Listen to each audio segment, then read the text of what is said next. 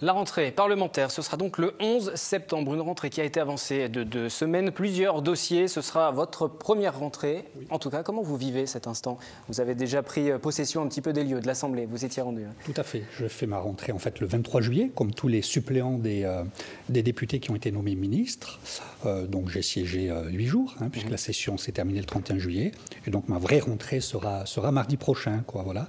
Il y a toujours cette émotion, c'est un moment particulier, au-delà de toute considération politique? Bien sûr, c'est un moment d'émotion, c'est un honneur qui est fait de siéger au Palais Bourbon, de représenter la nation. Donc c'est un honneur que nos concitoyens nous font de les représenter.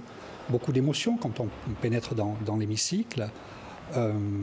Et puis la conscience du travail à accomplir, puisqu'on est là aussi et d'abord et avant tout pour défendre nos concitoyens, leur apporter un mieux. On sait qu'il y a des problèmes d'emploi.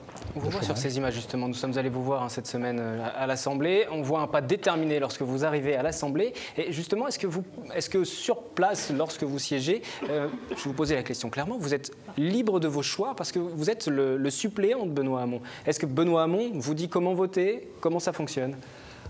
Oui, sur quelle ligne êtes-vous? Sur la même que lui? Comment vous travaillez avec lui? Alors écoutez, je suis effectivement sur la même ligne politique que lui. Je suis à la fois engagé au Parti Socialiste, comme lui, et puis j'ai effectivement sa sensibilité, on va dire, politique au sein du Parti Socialiste. Benoît Hamon est plutôt sur la gauche du Parti Socialiste. Tout à fait. Ce n'est pas vous vous inscrivez dans la même mouvance. Tout à fait. Et ce n'est pas tout à fait un hasard s'il m'a proposé d'être son suppléant. Il y a une cohérence dans tout ça. Ceci dit, et à aucun moment, évidemment, il ne me téléphone ou vient me voir en me disant « il faut que tu votes comme ça ». Il me laisse une totale liberté dans mon vote. Il n'a pas besoin de m'envoyer des oukases ou des ordres. Voilà, de la même façon que j'ai recruté et que je recrute mes collaborateurs.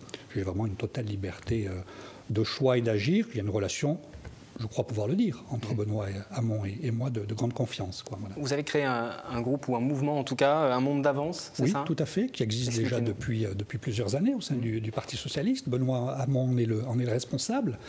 Voilà, vous en faites partie, vous l'avez rejoint. Tout à fait, oui, tout à fait. C'est une sensibilité politique qui, dans la fidélité, la loyauté à François Hollande, évidemment, et au gouvernement, et à l'action du gouvernement, fait entendre une certaine sensibilité, en particulier sur l'Europe. Voilà. Vous avez employé les mots de fidélité, de loyauté, c'est peut-être ce qui vous caractérise, parce que là, c'est Benoît Hamon, donc vous le remplacez. Oui. Vous avez pris également le poste de conseiller général, donc dans le département des Yvelines. Vous avez été élu sur votre nom, mais vous avez succédé à Claude Villet, qui vous avait appuyé pendant cette campagne. Oui. Vous aviez été également son adjoint. Vous êtes ensuite devenu maire adjoint de cette commune, après l'avoir épaulé à son cabinet.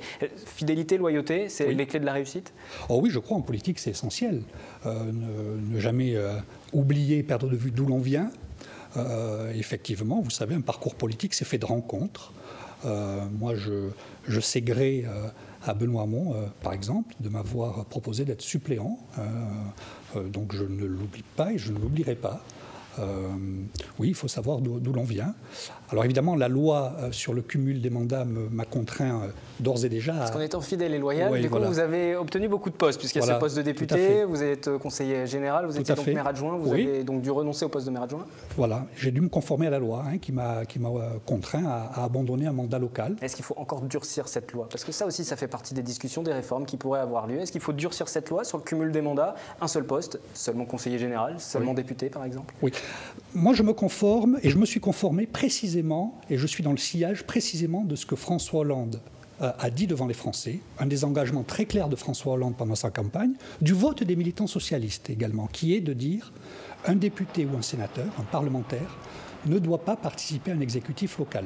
Il peut être conseiller municipal et député, conseiller général et député, conseiller régional et député, mais ne pas être maire et député, adjoint au maire et député, ou alors président d'un conseil général et député. Pourquoi? Parce que les gens, et à juste titre, nos concitoyens ne comprennent plus... Est-ce qu'il ne faut pas encore durcir, justement? Est-ce qu'il ne faudrait pas choisir ça serait durcir parce que la loi n'existe pas. La loi n'existe pas. Là, vous êtes conformé à la loi et encore heureux, j'ai envie de dire. Mais est-ce qu'il faut encore aller plus loin? Quel est votre sentiment? Je ne suis pas en revanche pour le mandat unique. Je ne suis pas pour le mandat unique. Je pense que le député ou le parlementaire, le député ou le sénateur doit avoir un ancrage local, donc doit avoir un mandat local, mais ne pas participer à un exécutif parce qu'il ne peut pas tout faire. On ne peut pas décemment bien faire son travail en étant maire et député ou maire et sénateur, ce n'est pas vrai. Et les gens n'y croient pas. Conseiller général et député, c'est compatible? Oui, parce qu'on n'est pas dans un exécutif. Si vous voulez, je suis conseiller général d'opposition, je n'ai pas de délégation de compétences. C'est-à-dire que je ne dirige pas la collectivité. C'est bien là le curseur. C'est bien là la différence, quoi. Alors on était sur un point très précis de politique et de différents cumuls des mandats. En regardant un petit peu votre parcours, on va tout de même s'intéresser à ces différentes réformes qui vont intervenir durant les prochains mois. Il y a beaucoup d'attentes autour de ces réformes. Oui. On n'a jamais vu un président en exercice après une alternance être aussi bas dans les sondages. Oui. Ça ne vous inquiète pas? Non. Est-ce que le Parti socialiste va être à la hauteur? Oui, le Parti socialiste sera à la hauteur, la majorité de gauche sera à la hauteur. Les sondages ne m'inquiètent pas, parce que vous savez, les sondages, ça va, ça vient. Si vous regardez les manchettes des journaux et des hebdomadaires cette semaine, c'est totalement excessif.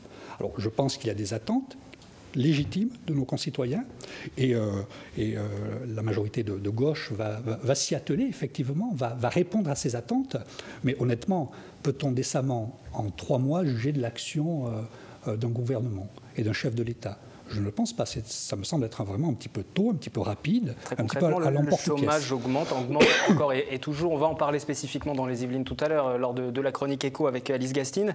Mais pour autant, est-ce que les mesures qui vont être prises là, très rapidement, c'est les premiers points qui seront abordés par la session parlementaire, ça va changer quelque chose? L'impact va être immédiat sur l'emploi? Or, je pense qu'il y aura un impact intéressant. Vous savez, les emplois d'avenir, c'est 150 000 emplois. Les contrats de génération, dont on parlera un petit peu plus tard, durant la session parlementaire, ce sont 500 000 emplois.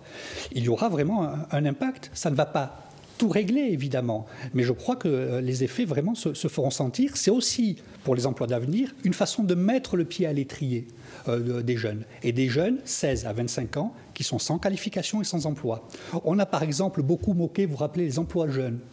On a certaines personnes, certains beaux esprits, mais je vous rappelle qu'une évaluation a été faite de ces emplois jeunes qui montre aussi tous les côtés positifs de ce dispositif. Eh bien, avec les emplois d'avenir, nous voulons aussi permettre à des jeunes, et à des jeunes qui sont dans les zones urbaines sensibles, dans des endroits, des territoires en difficulté, eh bien, d'intégrer des collectivités territoriales. Il faudra que les effets soient immédiats, parce que l'attente, vous l'avez vu, même si vous prêtez assez peu attention au sondage, en tout cas, il y a une forte attente. Jean-Philippe Mallet, je vous propose de rester avec nous. On va s'intéresser à présent aux questions d'éducation, puisque l'inspecteur d'académie du département des Yvelines nous a rejoint. Il a tenu, il y a quelques jours, forcément pour la rentrée, une conférence de presse. Voici déjà la teneur de ce qui s'est dit. On va développer tout ça en plateau avec lui et Jean-Philippe Mallet, député PS des Yvelines. Reste avec nous. Un coup de booster, c'est ainsi que Jean-Michel Coignard, directeur académique des Yvelines, a qualifié hier lors d'une conférence de presse les visites successives dans le département ces dernières semaines du ministre de l'Éducation nationale Vincent Peillon et du président de la République François Hollande. Le directeur académique se dit plutôt satisfait de cette rentrée, même s'il n'oublie pas l'incident d'Acher, la séquestration d'une inspectrice dans une école maternelle par des parents qui souhaitaient l'ouverture d'une nouvelle classe. Ce que j'en tire pour les responsabilités à prendre à la rentrée, c'est que si ça ne relève pas d'une ouverture de classe comme on en fait en janvier-février, en revanche, effectivement, j'envoie un enseignant supplémentaire à charge pour l'école d'organiser son activité et les prises en charge pédagogiques des élèves avec cet enseignant de plus. Pas d'ouverture de classe officielle pour l'école maternelle Vola d'Acher. Dans le reste du département, 4 classes ont fermé, comme à l'école élémentaire Claude Monet d'Elancourt. En revanche, 22 classes ont été ouvertes dans des écoles maternelles et élémentaires, à Versailles, Bois d'Arcy ou encore Magny-les-Hameaux. Selon les syndicats enseignants SNES et SNUEPP, les ouvertures de classes ne compensent pas les fermetures de ces 5 dernières années dans le département. Côté recrutement, 22 nouveaux enseignants ont été accueillis dans les Yvelines avec une problématique non résolue pour l'instant. Comment garder les professeurs sur le territoire à long terme? Nous avons beaucoup de néo-entrants et je m'aperçois que pour le premier degré, y compris dans les Yvelines, ces néo-entrants sont souvent venus d'ailleurs. Sont venus de province, ont fait leurs études à Paris, mais donc une partie d'entre eux ne va pas se fixer définitivement dans notre région, que ce soit particulièrement dans les Yvelines ou dans les autres départements. Si bien que structurellement, il faut qu'on s'accoutume au fait qu'on a un manque ou un besoin permanent de nouveaux personnels. La solution réside peut-être dans le développement de nouveaux masters enseignement dans les facs du territoire de l'Académie de Versailles. Un projet de loi en ce sens devrait être présenté d'ici la fin de l'année. Enfin, changement notable, fini l'inspection académique au Chesnay. Les 200 employés du site déménageront à la Toussaint dans de nouveaux locaux avenue du Centre à Guyancourt. Ils seront sur le même site qu'une partie des services du rectorat.